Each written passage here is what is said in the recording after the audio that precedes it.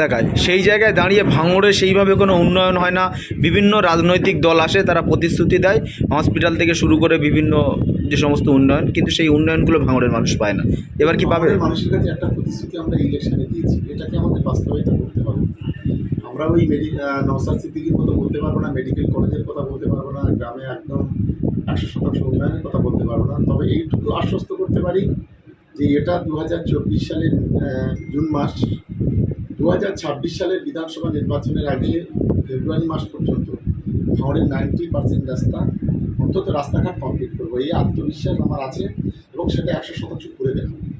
বিভিন্ন সোশ্যাল মিডিয়ায় ভাঙড়ে বিজয়গঞ্জ বাজার, সেই বাজার কিন্তু একেবারে দুর্বল হয়ে পড়েছে, মানে সেইভাবে উন্নতি নয়। সেখানে বাস টার্মিনালের কথা বিভিন্ন সোশ্যাল মিডিয়ায় উঠে আসে।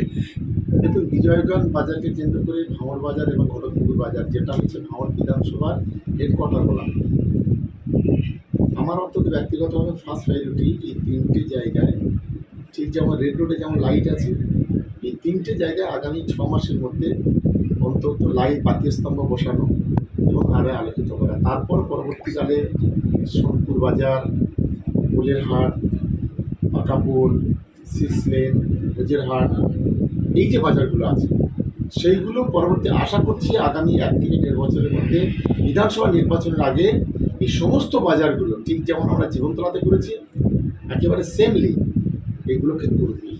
এটা হচ্ছে আমার ফার্স্ট টার্গেট। দ্বিতীয়ত, আপনারা যেটা বাস স্ট্যান্ডের কথা বলেছেন, বাস স্ট্যান্ড আছে ওখানে, এটা একটা সরকারি বাস চললে ভালো হয়।